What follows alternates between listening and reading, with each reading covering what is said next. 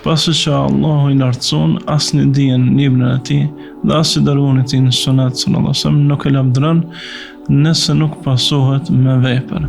Thashë të kisha ditë prej fillimit me qenë I sinqert dhe ta bëja çdo gjë për Allahun, me shpresë që nuk do ta përsërisme, pasi siç na thon plesht në gjuhën e tyre, nuk mashtrohet Zoti. Ato pesë qëllimet kryesore, pse ka ardhur feja për pse ka ardhur shpallja për rujtjen e fesë, rujtjen e pasurisë, rujtjen e moralit, rujtjen e lidhjes farefetishënore, rujtjen e llojit njerëzor, gjitha këto janë parime që ngrit shariati e arsyes njerëzore, janë parime që është ngrit shariati mbi to. Ai që është largu, ka pështu prej zjarrit dhe është fund në xhenet, ky është quhet fitimtar. Kjo është arritja e kënaqësisë të Allahut. Se njerëz kur shojnë të veprojnë, s'ka nevojë më për fjalë. Nuk ka vend më fjalë. Ndaj nëse Zotin tim pe ty në hoqë njerëz ta marrin fen më shumë prej praktikës se sa prej teorisë. E më na pyet se sa ke meditu për Allahun këtë namaz, 10%, 15%, 20%, apo s'karon menhi Zoti, cili është realiteti jonë?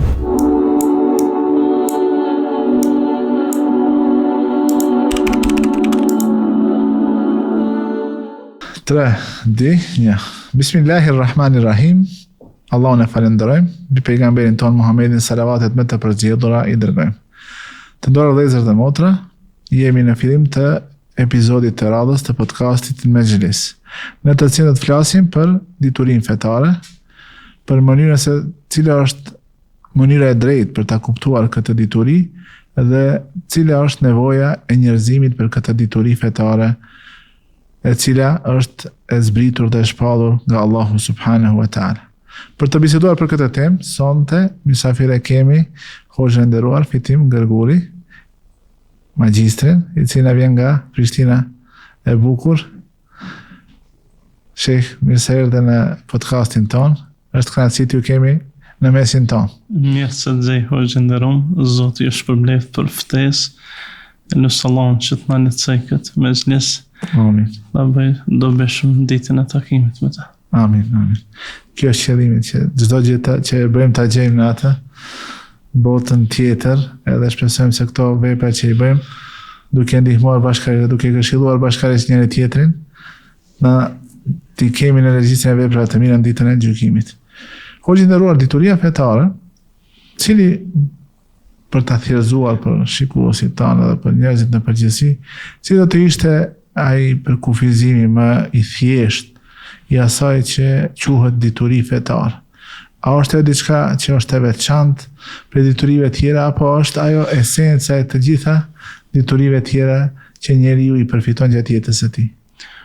Ashtu siç e përmenda hoxhën nderuar, dituria fetare ka më shumë se një definicion, varësisht se nga I qasësh, pasi gjërësia e fesë e lejon edhe gjërësinë e kuptimeve të ndryshme sa I përket diturisë fetare. Mënyra më e thjeshtë që është shpjeguar është ardhur prej Imam Ahmedit rahimahullah në Mesail, se është pyet cila është dituria fetare, ka thonë është ajo dije që vjen prej Allahut. Pra thjesht është çdo dije që ka bazë Zotin dhe dërguarin e tij, sipas kuptimit të selefit, mundna me konsideru dituri fetare.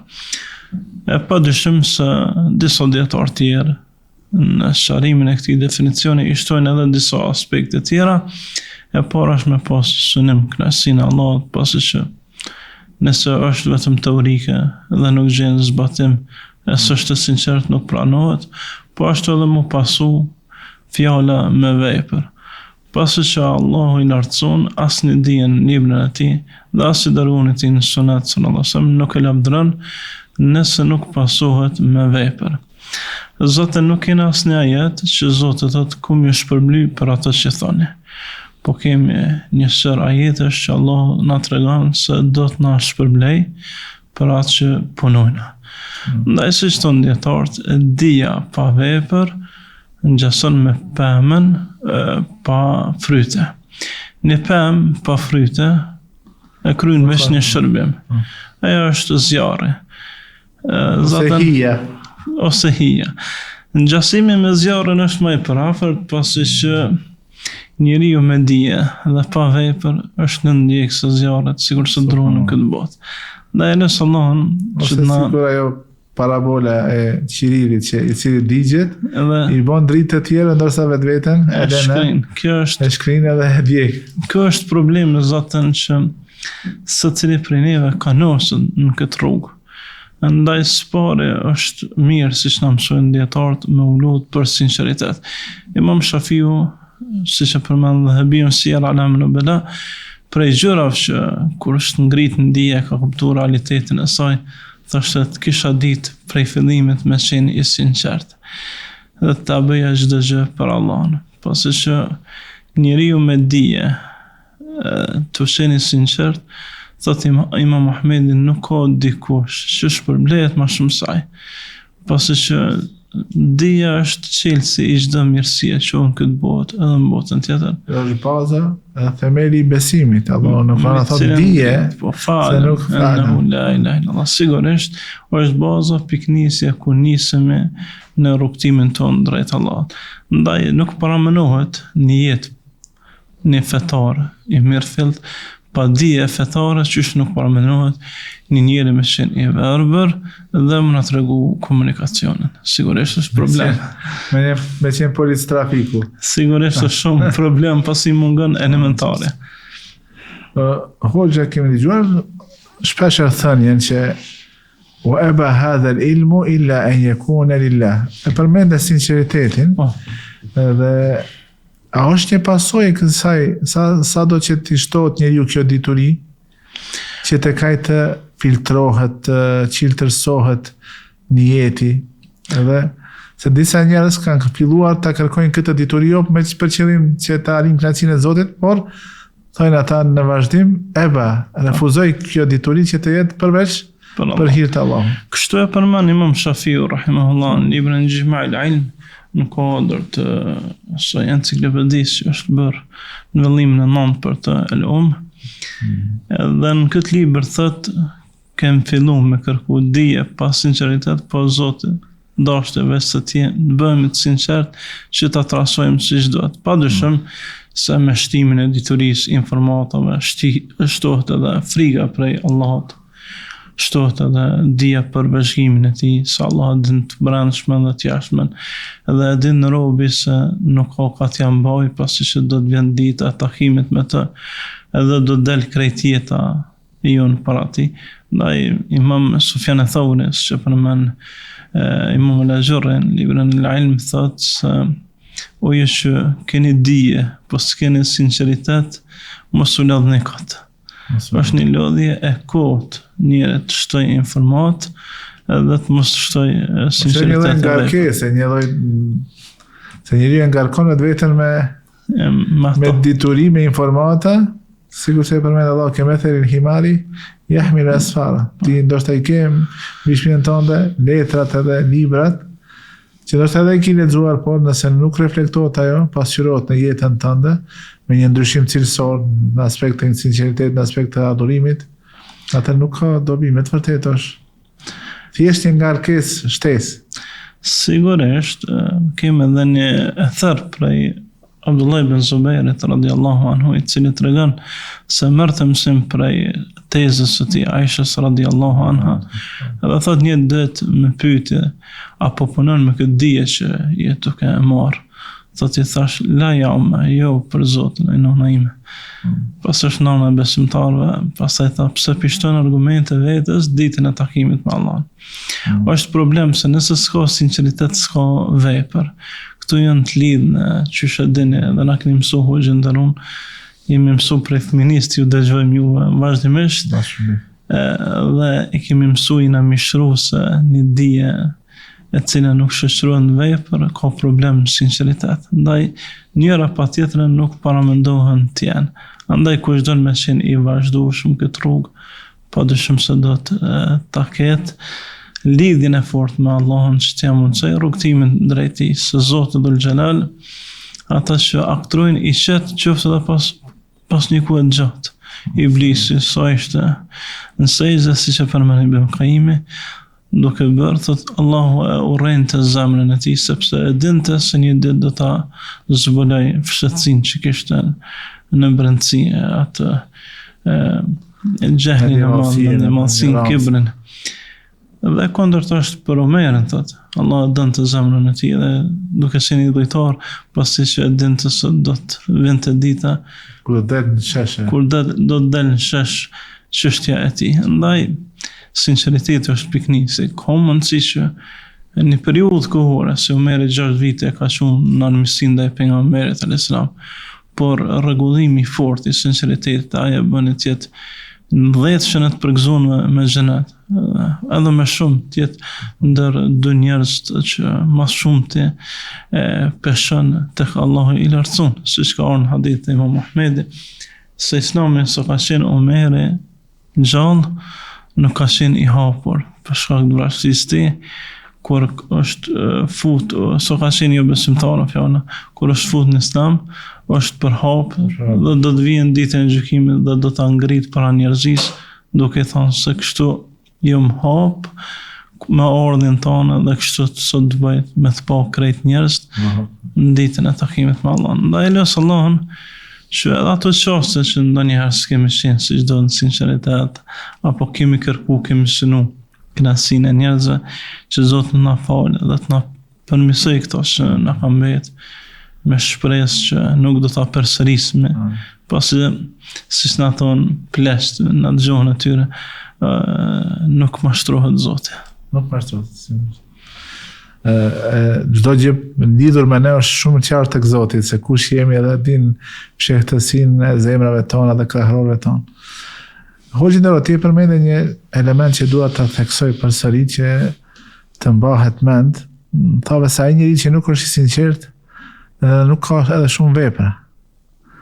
Do sinqeriteti është ndoshta një motivues kryesor apo një lëvizës më i fuqishëm që e vendos në lëvizje njeriu që të bën sa më tepër vepra të mira, nga se sinqeriteti është një lloj lidhshmërie e tij me Zotin, me Allahun subhanahu wa taala, dhe ai vetëm se e din se çfarë e pret tek Allahu për shpërblime për shkak të atyre veprave që i bën.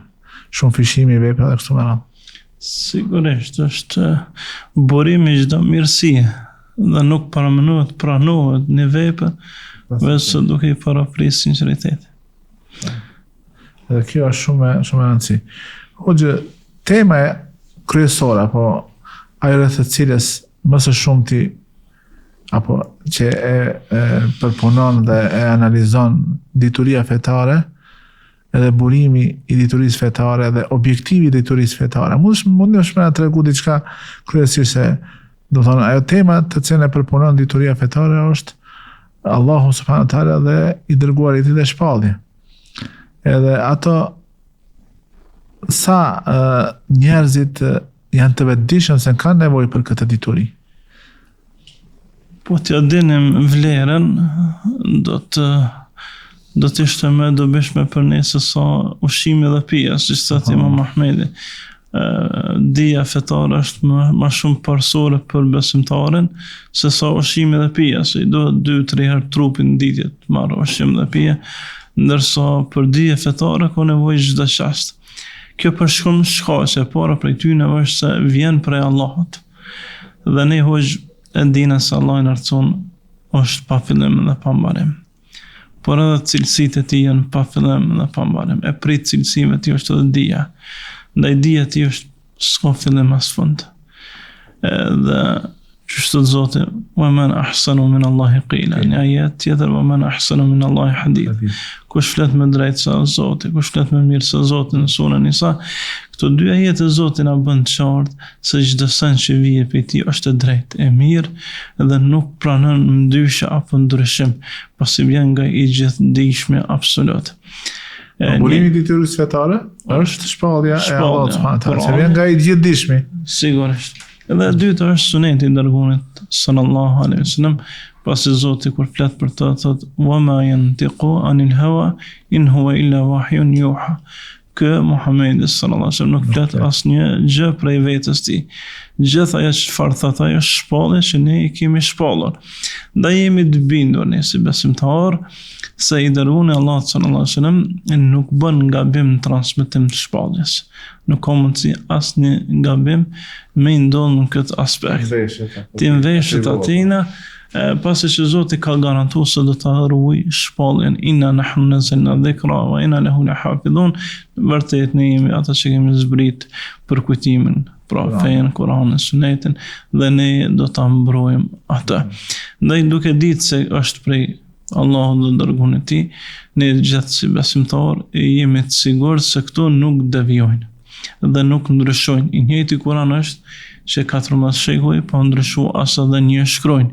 Dhe secili njeri me tentu me ndryshu, ai fëmijë i vogël që din atë sure nuk pranon me thonë ndryshe, veç ashtu siç e ka mësuar edhe mo dietarët dhe hoxhallarët që e përçojnë mesazhet e saj ditën dhe natën. Pastaj në angazhuar dietarët për ta shënuar me përpikmëri çdo thënie të Muhamedit alayhis salam, edhe ka rivajete madje edhe në ato transmetimet cekët në transmetimin e muslimit qëndron kjo mënyrë të shprehuri, domethënë kjo tregon një kujdes të veçantë për thëniet e që është rezultati i mbrojtjes së Allahut subhanahu wa taala. Siç thot Omer ibn Abdulaziz, Allahu ka kriju njerëz që do të arrojnë fjalën e pejgamberit sasem, ata ahlul hadith, dietarët e hadithit, e që siç e përmendë, i kemi edhe ato ndryshime në shprehje që përmenden, e veçanërisht Imam Muslimi që një kapitull i sjell gjitha variantet çfarë është transmetuar në tematikë të caktuara. Po ashtu hoq një gjë tjetër që na duhet ta dimë si besimtar, si burim dije se kemi edhe veprën e selefit, ato që kanë qenë në kohën e pejgamberit sallallahu alaihi wasallam. Janë ato që i ka lavdruar vetë i dërguari Allahu alaihi wasallam. I ka lavdruar Allahu, sepse nuk flet nga vetja. Është shumë esenciale për ne si besimtar që kuptimin e fesë ta kemi mbi bazën e kuptimit të selefit, pasi që shtrembimet që kanë ardhur prej grupeve devitu iune ndaj ajeteve së haditheve e kanë nxjerrë krejt për kontekstit qëllimin e shpalljes, që thuash Allahu na ruaj siç thonë shiat, se Buhari është për qëllim Aisha radhiyallahu anha lopa kështu më radh, e këtu komente të larta që as gjuha nuk i lejon arabe, as kuptimi dietarëve të selefit, po as atyre që na kanë trashëguar dijen deri ditët e sotme, nuk kanë toleruar kësaj lloj çësje. Ndaj në kohën e shpërthimit informatik do të kemi kujdes se nga po e marrim. Është shumë esenciale ta dimë se kuptimi i Kuranit dhe Sunetit duhet me buru nga kuptimi apo duhet me marrë nga kuptimi i ligjëratave të dalluara. Sigurisht prej hoxhallarëve tonë që na kanë mësuar dhe vazhdojnë të na mësojnë në rrugën e selefit kuptimin e këtyre ajeteve ose haditheve, pasi që jemi të vetëdijshëm se kanë dalë në kohën e fundit, por veçanërisht pas shfaqjes së rrjeteve sociale, njerëz që flasin pa asnjë dije. Inteligjenca artificiale këta akoma e ka shtuar më tepër. Vetëm e ka avancu, pa asnjë dije bazike, flet, jep fatva dhe e ndryshon qëllimin e zbritjes të ajetit ose qëllimin e thënies të pejgamberit sallallahu alaihi wasallam, siç e kemi mësuar në lëndët e hadithit, sababun nuzul, shkakun e zbritjes ose sababul wurud, shkakun e transmetimit. Ndaj gjitha këto na mëson një dietar i mirëfillt që e synon kënaqësinë e Allahut, po ashtu edhe synon të jetë bardhës i denjtë i amanetit, shpallë sipas qëllimit të Zotit. Dhe këto janë esenciale që duhet me i kuptu. Çdo tentativë tjetër nga ato që vjen, që del jashtë kuptimeve të hoxhallarëve tonë, që fal Zotit mesin e tyre edhe te hoxhëndërum, na bën që të kemi frikë për kësaj çështje. Dhe fal Zotit, keni investuar vitet e tëra që xhamati jonë që në Kosovë, që në Shqipëri, që në Maqedoni, tjetë i vetëdijshëm prej këtyre njerëzve që në një farë mënyrë tentojnë ta ta interpretojnë shpalljen jo sipas asaj që Zoti synon. Ndaj jemi të begaton si popull që Zoti na ka nderuar me njerëz tillë, e që nësë Allah del prej bive ta njerëz që do të abortin këtë amanet deri në ditën e fundit dhe të na ruaj Zoti prej devijimit. Pra këtu janë disa aspekte që do të kemi parasysh nga çështja e burimit dhe interpretimit tina, pasi që ka shumë çështje që mujna me fol praktik, po këtu janë baza që do të më pas parasysh. Cili është objektivi, qëllimi kryesor kur njeriu pajiset mëson diturin fetare? Cili është objektivi kryesor? Cili është qëllimi, si thënë, kryesor apo ultimativ që pritet si fryt i asaj dijes fetare? E para prej tyre është padyshim njohja e Zotit nëpërmjet emrave dhe cilësive tina, e pastaj edhe frika prej tina, pasimi i rrugës tina, ndjekja në praktikë e qëllimeve të shariatit, kryer obligimeve, largimi ndaj lejesat. Këto janë qëllime që feja ka ardhur me to. Dhe Imam Shatibiu bukur i rendit në librin Al-Muwafaqat ato 5 qëllimet kryesore. Pse ka ardhur feja pse ka ardhur shpallja për rujtjen e fesë, rujtjen e pasurisë, rujtjen e moralit, rujtjen e lidhjes farefetësnore, rujtjen e llojit njerëzor. Gjitha këto janë parime që ngrit shariati e arsyes njerëzore, janë parime që është ngrit shariati mbi to. Ndaj çdo tentativë tjetër që mund njëri me tentu me arrit nëpërmjet fesë larg këtyre parimeve është refuzuar, siç thot pejgamberi sallallahu alaihi wasallam, që ma kana alayya ana wa ashabi, që feja është ajo që kështu e kuptojmë ne, unë dhe shokët e mi, dhe janë ngrit mbi këto parime. Rastisht shpallja ka zgjatë 23 vite që me u tregu një model praktik konkret se si duhet me qenë padyshim aplikimi i fesë, i mësimeve fetare që i kam sot dikush. Dhe kjo ishte gjendja e selefit, ashtu siç e përmend Ibn Abi Shayba në librin Fadail al-Quran, kur flet për këtë çështje thot Ibn Abbas, Ibn Mas'ud dhe sahabët tjerë thoshin se mësonim nga 10 ajete dhe nuk shtonim më shumë. Për shkak se u mundoheshim ta vëmë në zbatim ato që mësonim, dhe tjetë argument për ne ditën e takimit me Allahun. Dhe ja dalën hoq. Allahu 10 ajetet kur flet për sahabët radhiyallahu anhum wa radu an. Zoti që kënaqen me ta, po ata me Allahun. Ndaj kjo është edhe synimi jon, qëllimi jon arritja kënaqësisë së Allahut, duke vendosur në zbatim këtë dije sinqerisht për ta. Këto synime që i përmenda, mundemi me mbledh në një emërues të përbashkët ajeti ku Allah gjithë thot femen zuhzi janë nari u udkhila al-jannata faqad faz. Ai që është largu, ka kështu prej zjarrit dhe është fund në xhenet, ky është quhet fitimtar. Kjo është arritja e kënaqësisë të Allahut. Pasi Ibn Qayyim kur flet për këtë çështje në librin kur përshkruan xhenetin, thot se qëllimi final është kënaqësia e Allahut. Pasi kënaqësia e Allahut është e pakrijuar, ndërsa xheneti është i krijuar. Dhe njeri gjithmonë synon ato që s'ka fillim as mbarim të pakrijuar. Edhe kur është Zoti i kënaqur, siç ka ardhur në Musnad Imam Ahmedit, na bën nasib xhenetin. Kur i pyet Yawmul Mazid wa ziyarat al-Aziz al-Hamid, i pyet se çfarë doni o rob të mi prej me, thonë dëshirojmë të jesh i kënaqur për ne.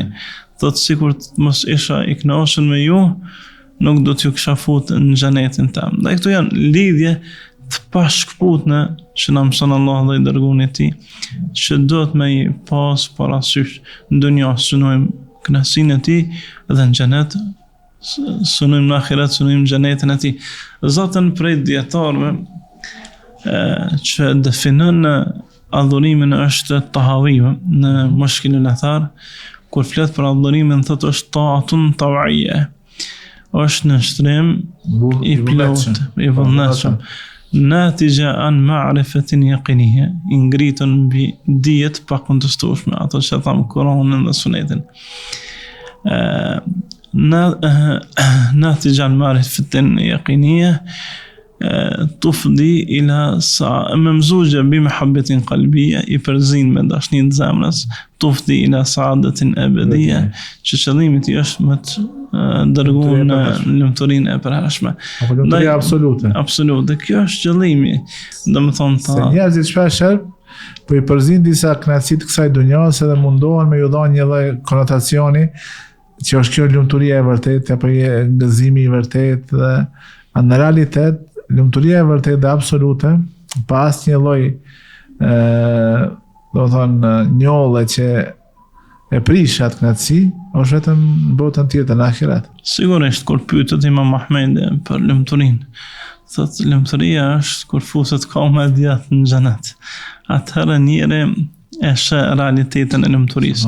Apo siç thotë Ibn Abi Dunya në librin Wasful Janna, për shkrimin e xhenetit, dhe bën një hadith prej Abu Hurajras radiallahu anhu i cili thotë e kam dëgjuar pejgamberin alayhis salam të thonë kur besimtari futet në xhenet dhe i sheh ato bukuritë e xhenetit, po të mos ishte mëshira Allah do të vdiste nga gëzimi. Aq shumë emocionohet, aq shumë e përjeton atë gjë që ajo kënaqësi e madhe nëse kish me qenë në dunjë i shkon shkak i vdekjes tina, por në xhenet po dyshim s'ka vdekje. Pasi huaj në xhenet shumë gjëra që syri s'ka pa, as veshi s'ka dëgju, as mendja kur s'ka shku. Zotin e mban premtimin e tij dhe robi e din që atë lule që e shën në xhenet ajo kur mos zyshket, ajo shtëpi kur mos vjetrohet, ato rroba kur mos prishen, ajo një kur mos përfundon. Nga ky aspekt xheneti asnjëherë nuk vjen as lodhje as dëshpërim, diçka e pakëndshme. Për këtë aspekt realiteti i lumturisë në dunjë është i shkurt. Nëse blenë një makinë të mirë, ajo zgjat 10 ditë maksimum, pastaj një gërvishje vogël e hub gjithë atë kënaqësi. Apo atë shtëpi që kena një tërmet i vogël mund me bashkaktar, mund dërmu, mund dëmtu. E kështu me radhë, edhe jeta jonë, sot jemi, ka mundësi të sot që jemi. Shëndosh mirë, nesër ka mundësi Zoti me afrohet dhe smundi. E kjo është, në dunja gjithçka është e kufizone, qoftë edhe nga aspekti i lumturisë, po qoftë edhe nga aspekti i vujtjeve, i lodhjeve, e kështu me radhë, dhe në Zotin na bëj xhenetin vend strehim tonin, në atë vend që përfundon lodhja, përfundon gojlja e kësaj bote. E përjetshme. E përjetësisë. O gjinderuar, kur flasim për dinën fetare, kam lexuar shpesh se dy prej cilësive kryesore që i ka, është se është e lehtë për të kuptuar, edhe është e qartë, nuk është diçka e ndërlikuar. A mund të diçka pakës rreth këtyre dy veçorive që i ka dituria fetare? Pa dyshim, kjo është për shkak se nuk sjell Zoti diçka në librin e tij ose i dërguarit e tij, diçka në sunetin e tij që bën kundërshtim me mendjen.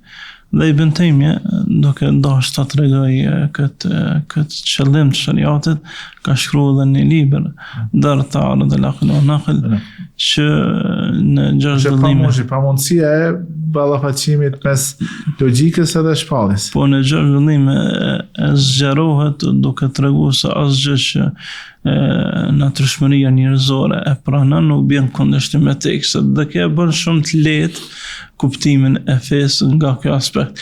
Nuk ka në fen tonë, hoxh dashur, gjërat pa kuptueshme si triniteti, tren, një shpirti, kjo ajo, siç i pyeti Ibn Qayyim o adhurues të kryqit, ku mbeti Zoti, ku na jala arshin, kur u mbet, e kur u varr në kryq, e çish arritën dorë të njerëzve me e lëndu. Kontrolloi botën ato ditë kur kush e kontrolloi? Zoti ishte i vdekur, ose ulumina.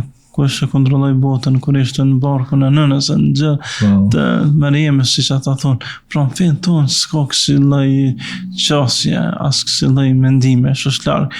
apo si thonë jehudët që shpërmenet në Tevrat që Jakubi alayhi salatu wasalam është nervozuar Zotin dhe ka rrah gjëra të çuditshme që një fëmijë i thjesht që kupton fen sa do pak i refuzon në s'ka mundësi të pranoj. Për këtë shkak Islami është i lehtë, nuk ka ardhur me diçka që bjen kundërshtim me mendjen, e as më ndonjë ngarkesë mbi atë që ka mundësi, siç thotë Allahu, la yukallifullahu nafsan illa wus'aha. Allah nuk ndodh me ngarku askën për te mundësisë. Ndaj këto dy gjëra e bëjnë të lehtë praktikimin e fesë. Po ashtu edhe kuptimi sajna, falë Zotit, nuk kemi ndonjë ajet apo ndonjë hadith që njeri nuk ka mundësi me e kuptu. Ka nevojë për shpjegim, sigurisht, në shprehje e kështu me radhë, në tefsire prej hoxhallarëve, por nuk kemi diçka që nuk e pranon mendja. Diplomë akademike që ta kuptosh atë. Po, si thonë, për shembull, për iftarin që Bibla nuk kuptohet dhe se për një elitë të caktuar, edhe siç e dim, çdo vetë jap son ndryshime me mira ekzemplar të ndryshëm botohen.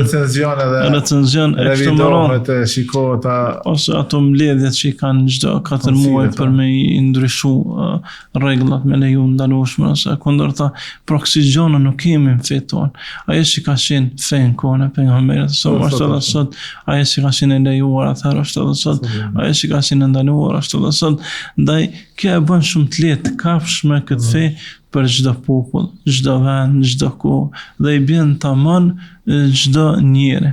Zotën shikoj është edhe qëllimi i krijimit, ma khalaqtul jinna wan nisa illa liya'budun, si krijova për gjë tjetër njerëz dhe gjend vetëm me më adhuru. Edhe ky adhurim është kuptohet sipas mundësisë për secilin prej tyre, valet deri në ditën e fundit. 5 namazat herë, 5 sot, agjërimi një muajit është edhe sot, nuk ndryshon gjë. So është agjërimi sigur se disa mendje dritu që thënë se jo, 3 ditë ishte ka Ramazani, tash të kam 3 ditë. Po fol Zotit. Kjo flet në emër të Zotit diçka që nuk ka dituri asnjë. Padyshim fol Zotit hoxho, Zoti i shfaqe realitetin e këtyre njerëzve dhe shfaqe atë siç e pam gjithë. Atë kufrin që kishin mbjellur duke thënë me gjuhën e sajna që Zoti më bëri pa drejtësi e gjërat ngjashme ose s'ka Zoti me mu, ndaj Zoti e din realitetin. Siç thot Ibn Taymija, Allahu do ta zbuloj realitetin e zemrës, walau ba'da hin, qoftë edhe pas një kohe, nuk ka mundësi me vdek pa e shqitë realitetin se cili prej neve që e kena në gjuhë apo në vepër. Zotën që është thonë, zemra është një lloj ene që nuk dihet çka konto, gjuhë është ajo që e tregon realitetin e saj. Embelsinë ose hidhsinë e saj e tregon gjuha jonë dhe vepra jonë, dhe Zoti veç se e zbuloj. Fal Zotit që rastet të tilla të shërbejnë si mësim për gjithë ata që tentojnë me deviju fenë e Zotit, me thonë këshilloj përfundime, 3 ditë, 3 namaze, obligueshmërinë e shamisë ngjashme. Fal Zotit që i zbuloj dhe Në kjo është edhe angazhimi i hoxhallarëve të cilët kanë punuar me popullatën dhe më kësi varianta të mashtrimeve më nuk kalojnë tek populli, alhamdulillah. Sigurisht. Janë shumë qarta si një lloj banaliteti, një lloj marrëzie, të cilët e flasin në njëjtën kohë nuk kanë të vëdijshëm se njerëzit më nuk kalojnë tek njerëzit këto ti quajmë se as bot kuptime këto marrëzira, apo këto qëndrime idiotike që i kanë. Fal Zotit që këtë popull e kanë ndëruar shumë me hoxhallarë mirëfillt, me trashëgimtarë të pejgamberëve, edhe e ruajnë, këta janë kujdestarët e Kuranit dhe Sunetit dhe kuptimit e tina në tokë, me asnjë çmim nuk pranojnë më të drejtu asgjësu për këtyre kuptimeve. Kur Zoti don një popull, i dërgon dietar që ja mëson fenë e tij. Dhe populli jonë është, mendoj, ka fat në mesin e popujve të Ballkanit më veçantë që ka kësi njerëz që me gjithë mundësitë e tyre, qoftë mendore, qoftë financiare, janë në shërbim të kuptimit të Kuranit dhe Sunetit sipas qëllimit të Zotit. Dhe këto mashtrime zgjasin shkurt, por dalin shpejt, fal Allahut. Edhe njerëzit i kuptojnë shumë vjet. Po që dituria fetare është shumë e ndërlidhur ngushtë me aspektin praktik. Do thonë dituria, e cekët në fillim se dituria nuk mund të kuptohet, nuk mund të qenë dituria e vërtet, përmbajtësore dhe thelbësore, përveç nëse asaj nuk i bashkangjitet edhe vepra dhe aplikimi. Kjo është një çështje që ne me të vërtet duhet njerëzve vazhdimisht me jo përsërit, se dituria islame, do thonë dituria fetare në islam nuk është dituri teorike, që shkruajmë libra, përkthejmë tekste, edhe mbetim vetëm në atë aspektin teoretik.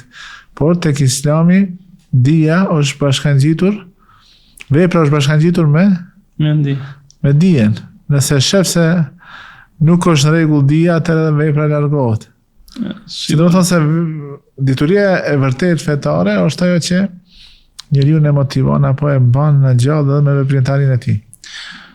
Zotën Hoxh i nderuam, kemi 89 ajete ku Allah thret besimtarët duke i thonë o ju që keni besu në Kur'anin pamlart. Thirrja më e bukur. Po, dhe Ibn Abbas kur i shpjegon këto ajete thot, po ashtu dhe Ibn Mesudi, kur Allah thret ja ju alladhina amanu o ju që keni besu, është sikur se me thirr në amen.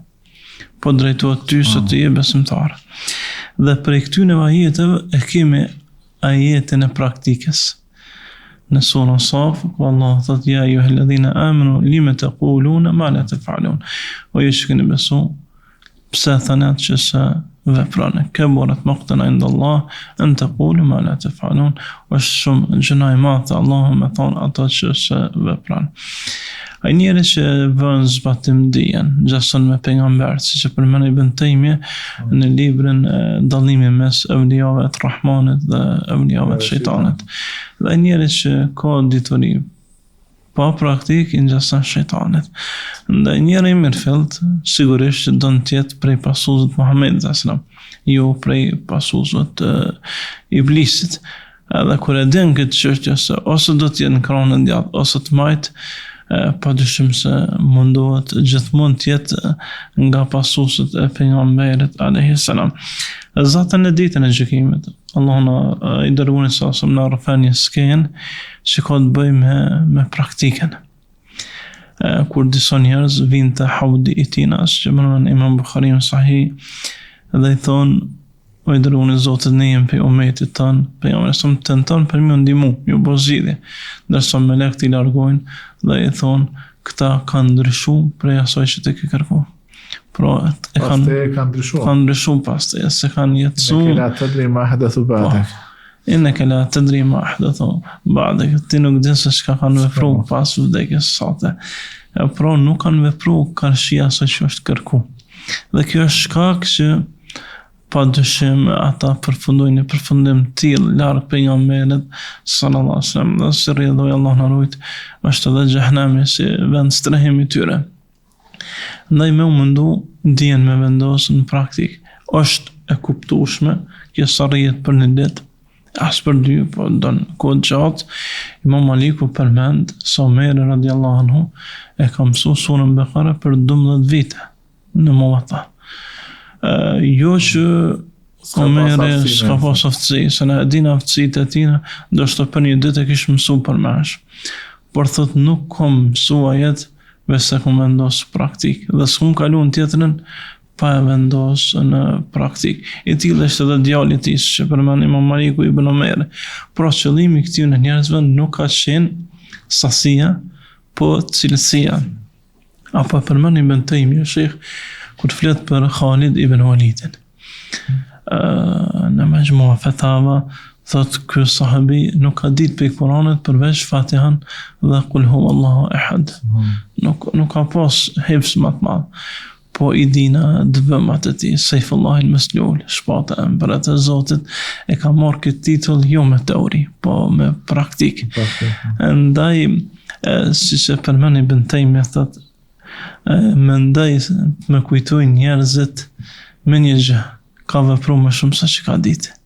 Kjo shumë thelbësore që vepra tjetë më e gjërë se so dituria në aspektin e konkretizimit. Pejgamberi Muhamedi sallallahu alaihi wasallam, nëse shikojmë, ai ka folë për vlerën e namazit natës, por nëse krahasojmë praktikën e tij, se si e ka falë namazin e natës, se sa jo kanë në këmbët, e shohim se vepra e tij e te kalon shumë më tepër atë aspektin teorik që e ka përmendur. Ibn Abi Dunya në librin Qiyamul Layl i përmend dikun 800 ethera dhe hadithe në këtë çështje. Duke lexu ndoshta ta bëj një analizë sa janë teorike, sa janë praktike. Nuk kalojnë 5 teorike. Gjithë është praktik që ka kam pas sahabët. Ibn Mesud të regon uli dhe pas ti fillaj me surën Bekara, thash do të ndërpres pas 100 ajete vazhdoj, thash do të ndërpres, do të bjen ruku kur të përfundon, fillaj me Ali Imran, Nisa, Ran, në rukun Maide, qëndrej në ruku son kam, e kështu me radhë. Pra përshkru në detaj. Nuk ka hadith që pejgamberi shumë të lexon e Bekarën edhe Ali Imran, Nisa, Maide, por praktike e tina. Ndaj, duhet që të flet me shumë vepra se so teoria. Dhe kur thot khudu ani menasikekum, mësoni prej mu, mësoni praktike, veprat e haxhit mësoni prej mu, nuk i ka dalë me jo tregu, tash jemi te mikati, ta veshim ihramin, pastaj vazhdojmë. Po jo praktikisht ta ka mësuar. Ose për namazin, si ka thonë pejgamberi, sallu kema raitumuni usalli. Falni ashtu se më keni pa duke u fal. Një profesor duke shpjeguar çështjen e rëndësinë e praktikës, na tha kur të them të re, ju rrehni gjithë shublak. Edhe tha 1, 2 e pastaj i rrehin durt dhe këtë klasë e rrehëm durt. A nuk tha 3? Sta 3. Tha e pse rreth shublakun sta 3? Se njerëz kur shojnë të vepru, s'ka nevojë më për fjalë.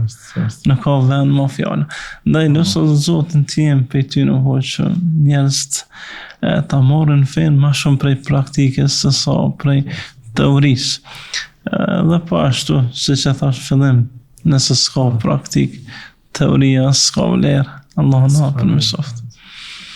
Hoxhi nderuar, ju dje patët një tribun, edhe ajo paraqitja juaj, po fjalimi juaj më pëlqeu shumë nga se folet për vetdijen, edhe vetdia, po themeli i vetdijes është njohja e vetvetes. A mundi pak të ndërlidhim pak se sa ndikon dituria fetare që njeriu ta njeh realitetin e vetvetes së tij. Domethënë se vendosin nëpërmjet atyre filtrave të diturisë fetare dhe të praksës dhe në çfarë pozitë jemi, edhe sa është e fortë vetdia jonë, sepse ajo që i jep fuqi njeriu që të vepron është vetdia e fuqishme dhe e rënjosur thellë, që është imani dhe bindja në Allah subhanahu wa taala. Gjëja e parë që na lehtëson këtë çështje është Kurani. Hoxhë nderuam, ju na keni mësuar se Zoti kur flet në këtë libër na flet shpeshherë për anës të brendshme, tregon një realitet që ndonjëherë s'kemi fort guxim mu ballafaqu me të. Por ajo është realiteti. Kur flet për cilësitë e hipokritave, kur flet për të ardhmen, për të kalunën, për tashmen, një lloj tregon se ky libër është për një krijuesi që din gjithçka rreth krijesës vet, rreth robit vet. Ndaj kjo të bën me pranu këtë realitet që e kemi. Ibn Jauzi e ka një ballafaqim të guximshëm me vete, që e përmend në librin e tij. Tregon se si arriti me kuptu realitetin e tij. Dhe fillon me shkruaj, thotë ty të pëlqen njerëz shumë me thonë se je i ditur. Edhe të pëlqen me thonë Allah të shpërbleft mas ligjëratës. Edhe të pëlqen me të lavdëru për ato që e bën. Edhe fillon me ja numëru. Të vjen shumë keq kur dikush të kritikon. Të vjen shumë keq kur nuk ndëgjojnë me vëmendje. Të vjen shumë keq edhe flet me veten sikur ta ketë një armik. Në studim i tillë, praktik për këtij dietari, na bën me tregu që shumë kemi nevojë secili prej neve për këto gjëra. Pasi që të jesh në realitet se kush je. Ai mosguximi jon për më ballafaqun me veten po na shtyn me mbi vlerësu veten, ose një farë mënyre me ja bërë rafshë vetës. Për shembull, tash jam kohën e namazit yatsis, më na pyet se so ke meditu për Allahun këtë namaz, 10%, 15%, 20%, apo shkaron menhi Zoti, cili është realiteti jonë, po të kishte formë namazi. Çfarë forme do të merrte namazi jonë? A do të merrte pa me të bukur apo jo? Po të më shumë e personifiku. Kur flet Allahu për besimtarët, tregon se si është namazi tyne. Thot qad aflaha almu'minun alladhina hum fi salatihim khashi'un. Falin namazin me shumë përolësi, duke medituar shumë të Ibn Qayyim. Ndërsa kur flet për munafiqët, thot idha qamu ila as-salah qamu kusala yura'una an-nas wa la yadhkuruna Allah illa qalila, kur ngriten më fal e bojnë me përtatësi, veçsa për mi pa njerëz dhe nuk ju shkon mendja te Zoti hiç. Tash ky fundi i ajetit Ibn Jauzi e bën një trajtim pak më të guximshëm që them drejtën s'kum pa si guximi praktik ose shumë rrallë. Thot sa herë na shkon mendja te puna, te fëmia, te shkolla, te libri, te ajo te kjo, s'na shkon te Zoti. E pastaj përmend një hadith që përmend Ibn Abi Dunya, thot namazi ankohet. Thot daja'teni daja'ak Allahu yawm al-qiyamah, më shkatrove, Allahu të shkatrove ditën e gjykimit. Pra ankohet në ato që fal pa ato që kërkohet pa khushu. Falasi që nuk e falën me meditim. Me meditim. E ky lloj ballafaqimi hoje direkt i këtyre shembujve që përmena na shërben shumë në aspektin praktik. Pasi që na mujna mos mu përmesu. Po fundi do të jetë sigur se ata që s'janë përmesu. Pasi që Zoti nuk ja fali ata që e krijoi me dur gabimin, Ademin, si thot Ibn Qayyim, kur e përshkruan xhenetin e thoni fjalën fondtar, thot biri Ademit kuptoi se baba ju dul për këtij xheneti për një gjuna. Ku ja ke mësuar me gjithë këto gjuna? Që ti jo, që ti që se ka mëshiru robën e vet, kë nuk është piknisë e besimtarit me fjalë. Unë e kuptoj se kem gabime, po kjo nuk do të më nashtin mos përmirësim. E kuptoj që apo ti në ndërsojmë gabime. Në ndërsojmë mos ballafaqim me veten. E kuptoj që na vjen rënd kur dikush na kritikon, po ajo kritik mund të jetë çelës për futjen në xhenet, çelës për përmirësim tonin, çelës për rahatit tonin në dunja në ahiret. Ndaj ta morëm praktikisht në vetë vlerësim. Si që bëri Ibn Jauzi, kush je ti, ma mirë dhja në dunja, se kështu e din realitetin tënë ditën kur dalë për Allah.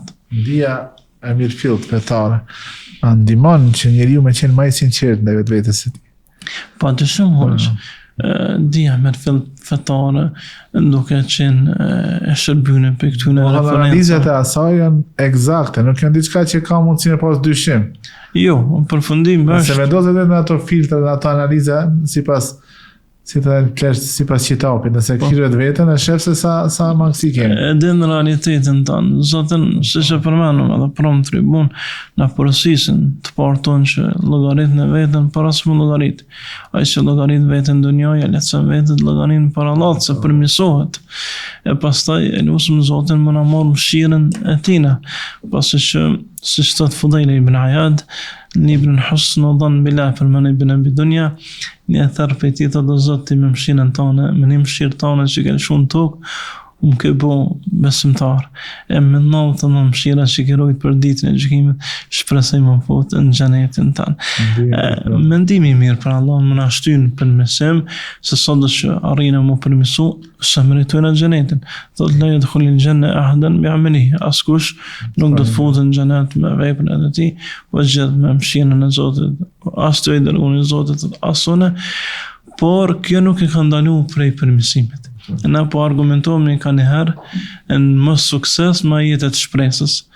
Po nëse shumë praktikën e tij është ndalë, me thonë, mos s'pas na vepër, mos fali sot namaz natë, të lënë straxherimin, jo, është falë derisa ju kanë këmbët e tij të ndershme.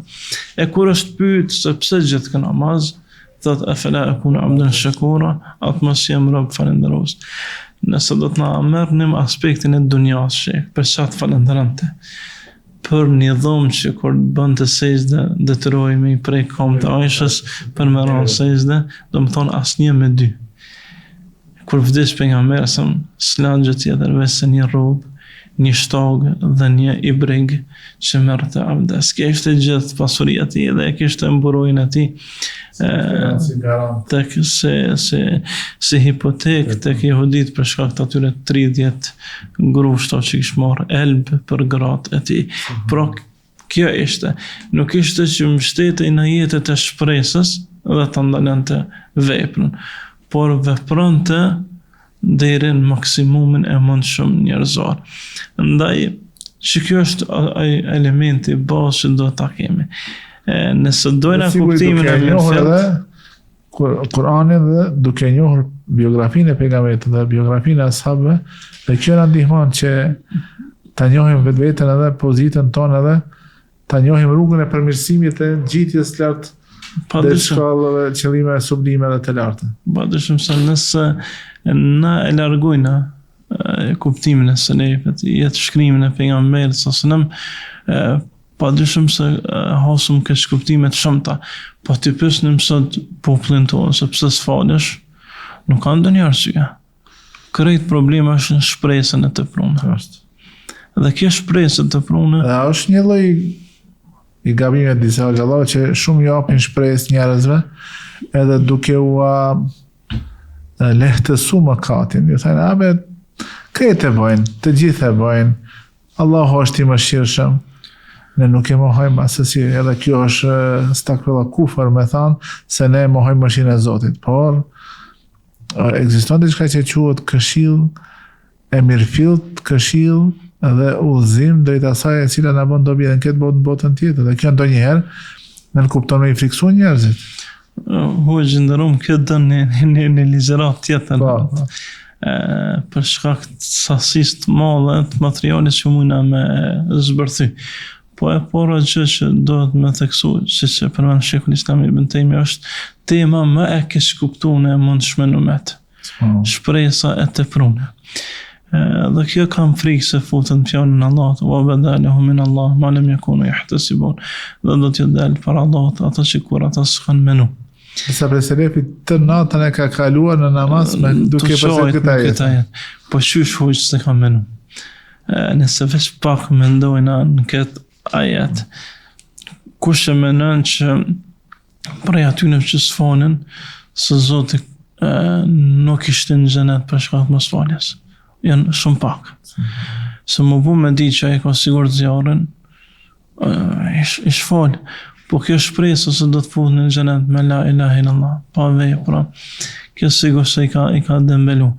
Pse populli jon është shumë ma sublim në dhënien e sadakas, është shumë ma bujar, se kam folë shumë hoxhallar për vlerën e sadakas. Po të ishte koncentrimi në vlerën e namazit sot sadakas, do të përmirësoj shumë në aspektin praktik. E njëjta gjë vlen edhe te mbulesa. Shumë pak, fatkeqësisht, janë ata që e trajtojnë mirëfillt këtë temë. Dhe realiteti jonë praktik e qëtën pa dobësinë tonë. Ndaj është e mirë që tema si kjo me kuptu fenë si pas qefit dhe ju si pas asoj që Zoti ka dasht, me u trajtu më gjërë në për kësë dhe emisione, po ashtu edhe në për libra dhe hylbe, pasi që mund me qenë fataliteti i madhë. Njerëzit mund me humbë në xhenetin. Dhe guximin disa hoxhallarëve që të flasin për xhenetin sikur është pronë vetë, është gabim i madh. Po ta kishte një pronë në shkup dhe ti thonte Ti ishte më i kujdesshëm. hin ose merr, do të ishte shumë, do të mendon a me thon apo jo atë fjalë. E qysh me fol për xhenetin Allah, ku veç veni ku mendos të shtoga në xhenet. Është më vlerë se sot dënjaja që konta.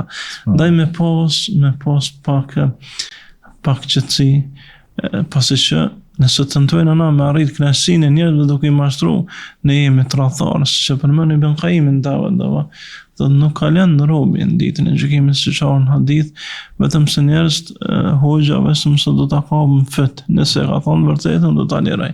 Nëse ka mashtruar do të jetë i parë që do t'ju prit drejt xhehenemit. Allahu na ruaj prej kësaj gjëje. Ditën e gjykimit atë. Amin. Për këtë shkak më mundu që në mënyrën më të mirë me tregu për rrezikun.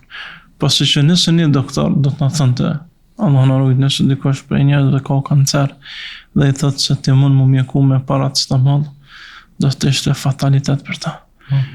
Do të padyshim një dozë ranë, ndoshta të bijnë plagë, bijnë vetullat, ki dhimbje të mëdha, po që nuk mjekohet me paracetamol. Edhe çështja e namazit, ose çështja e mbulesës, ose çështja e ndonjë adhurimi tjetër që Zoti ka kushtuar rëndësi. Nuk janë çështje të lehta Nuk janë të lehta. Edhe nuk lejohet që me hy mendja kështu, me lehtësi, me kollajllëk me të kalon. Nuk bën me hy mendja jonë e mangët në gjykim, pasi nëse i jemi se bartës të monetit, po ju vetë ata që i aprovojmë apo i lexojmë hukmet e Zotit.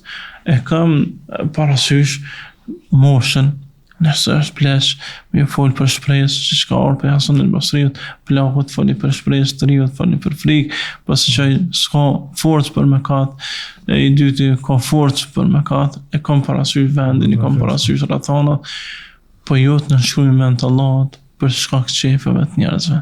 Ky është një dallim shumë i madh, siç e përmend Ibn Qayyim I'lam al-Muwaqqi'in, atë librin që ka shkruar për frikën nga nënshkrimi me të Allahut Azza wa Jall, se sa pasojë ata që nënshkruhen në emër të Allahut, pas pejgamberit ata që përçojnë mesazhin, ata nënshkruhen dietar.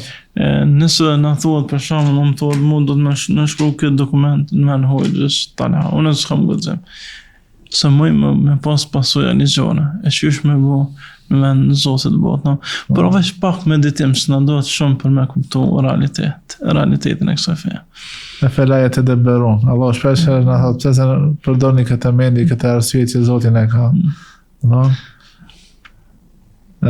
Hoxhë nderuar, dal nga dal alitëm deri tek fundi i këtij emisionit. Kam mbetur disa pika tjera, po shpresojmë se nuk do të na refuzoni edhe nëse ju ftojmë në ndonjë rast tjetër për ta vazhduar bisedën e këndshme. Ishte me të vërtet një kënaqësi shumë e madhe për mua, që sot mi kujtuat apo më përkujtuat për disa gjëra që ndoshta vetë i kemi haruar. Allah shpëlbeft, shpresojmë se edhe këto këshilla do të gjejnë vend në zemrat e atyre që na shohin dhe na dëgjojnë, edhe të bën shkak për një ndryshim kaq më e mira. Faleminderit shumë hoxh në Zotin më të bekuar, më të shpërblyj për këtë ftesë, më ka nderuar shumë. Na sim gjë tjetër veçse frut prej një pemë të madhe. Juve, çdo rezultati joni është për shkak të juve dhe hoxhallarëve si ju. Nëse Allah që me i gjetë këtë punë tonë, veprat tona edhe në peshojnë e juve, pasi që kush fillon me një të mirë, ka shpërblimin e saj dhe shpërblimin e gjithë atyre që vinë dhe të trasojnë atë rrugë. Në Zotin më qenë ju prej tyre. Vetëm këtë ta kishin kuptuar njerëzit, kush e di sa ishin angazhu për me thirr njerëzit në të vërtetën, me përhap diturinë e dobishme, me i këshillu njerëzit.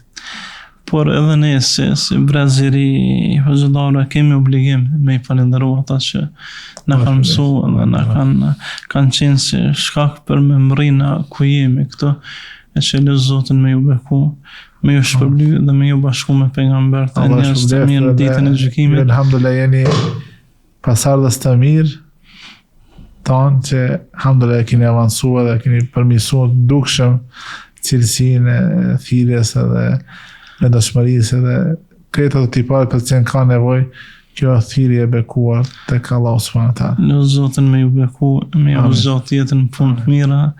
Amin, vojak. në sinqeritet, Amin. e në madhërim të Zotit. Zoti ju nderoft, shumë faleminderit. Të ndora shikues, ky ishte mezhlisi i kësaj jave. Ju përshëndes, selam aleikum wa rahmatullahi wa barakatuh.